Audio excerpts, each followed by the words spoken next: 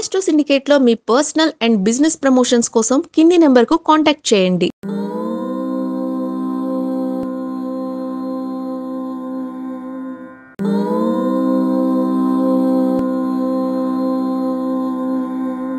నమస్తే, welcome to astro syndicate. ఇప్పుడు మనతో పాటు ప్రముఖ ఆధ్యాత్మికవేత్త జ్యోతిష్య వాస్తు పండితులు చేబిఎం కిరణ్ శర్మ గారు ఉన్నారు. గురువు గారితో మాట్లాడదాం.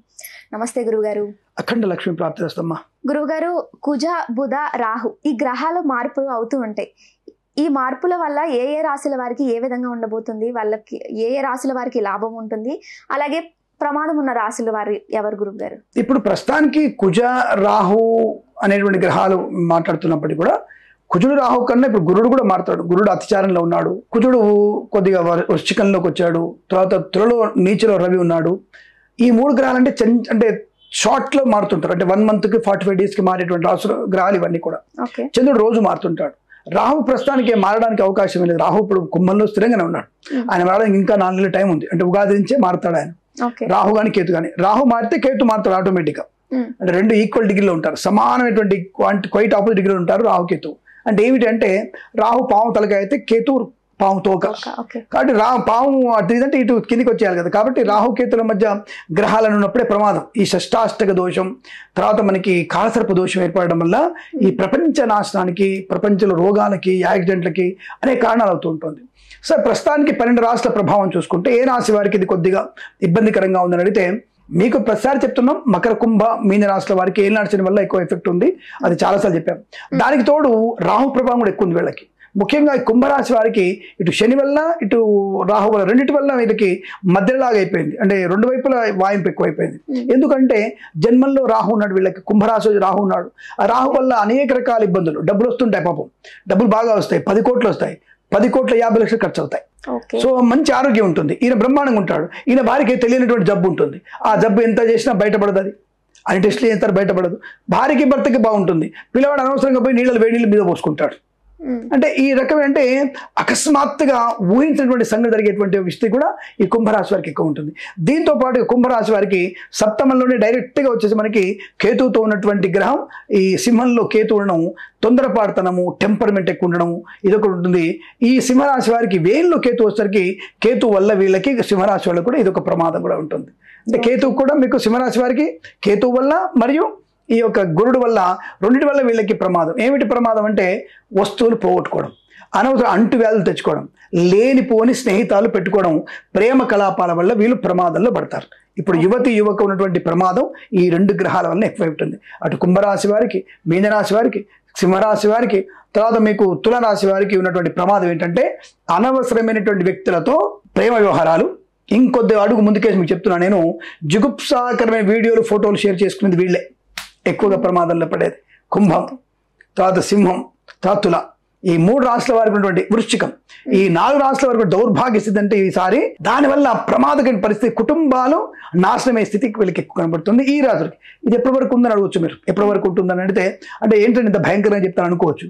ఉన్న విషయాన్ని చెప్పడానికి భయం ఎందుకు? జాగ్రత్త పడతారా? ఇప్పుడు చెప్పడం విషయం ఏంటంటే జాగ్రత్త పడండి. సింహము, వృశ్చికము, తుల, అటు కుంభరాశి 4 రాష్ట్రాల పిల్లలు జాగ్రత్త చూసుకోండి.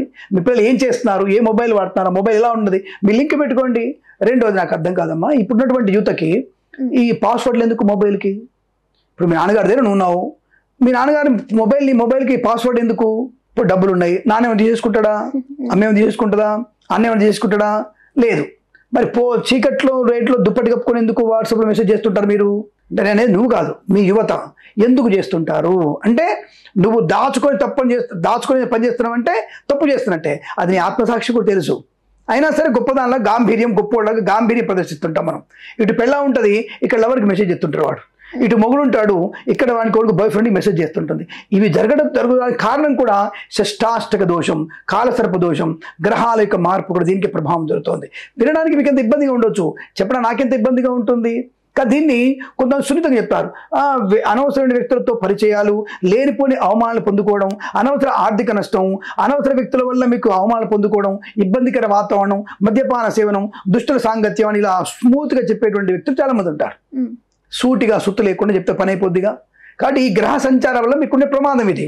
జాగ్రత్త. ఇప్పుడు మనకి లాభం లేదా అంటే వృశ్చిక రాశి వారికి అదృష్టం కూడా ఉంది.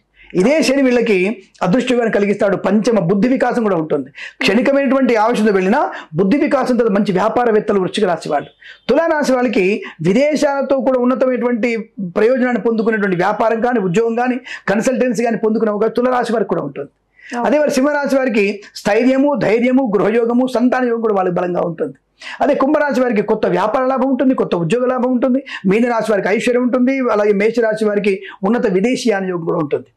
వీళ్ళకు ఉండే తత్వం కూడా ఎందుకు, మేషరాశి వారికి పంచమ గురుడు, అలాగే మీనరాశి వారికి షష్టమ గురుడు ఉచ్చ స్థితిలో, పోటీ పరీక్షలు విజయం ఉంటుంది, విద్యాలాభం ఉంటుంది. అలా మిథున రాశి వారికి కొత్త వస్తువులు కొనుగోలు చేయ అవకాశం, కొత్త వ్యాపారంలో వెళ్ళే అవకాశం. కన్యా రాశి వారికి రోగనాశనం ఉంది, అద్భుతమైన రోగనాశనాన్ని పొందుకునే అవకాశాలు ఉన్నాయి. కించిత్ అంటే ఎటువంటి రోగమైనా సరే కన్యా రాశి తొందరగా తగ్గిపోతుంది.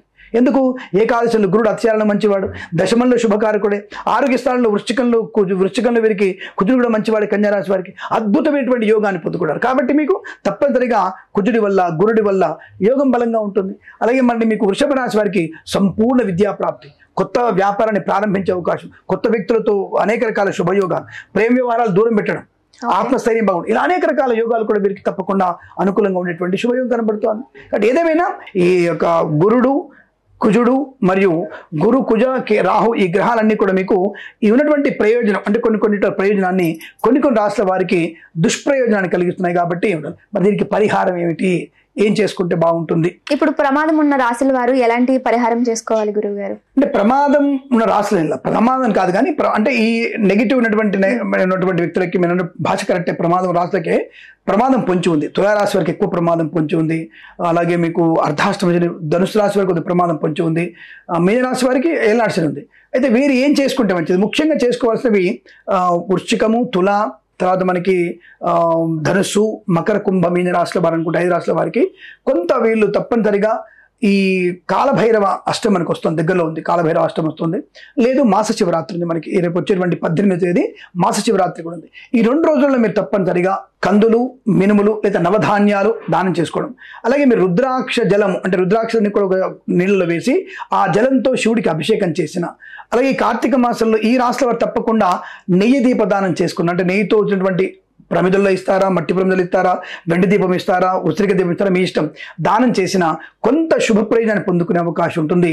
ఈ మిగిలినటువంటి 10 రోజుల్ని కనుక మీరు సద్వినియోగం చేసుకొని రోజు ఒక గ్రహానికి అష్టోత్తర నామం చెప్పుకుంటే ఏదైనా సరే, ఇప్పుడు ఇవాళ సోమవారం చంద్రుడు అష్టోత్తరం, మంగళవారం కుజ అష్టోత్తరం, బుధవారం బుధుడికి అష్టోత్తరం, గురువారం గురువు అష్టోత్తరం, శుక్రవారం శుక్రుడు అష్టోత్తరం, శనివారం శని అష్టోత్తరం, ఆదివారం వచ్చేసరికి మనకి రవి అష్టోత్తరం. మరి రాహుకేతు ఎప్పుడు చేసుకోవాలి? రాహుకి శనివారం, కేతువుకి మంగళవారం.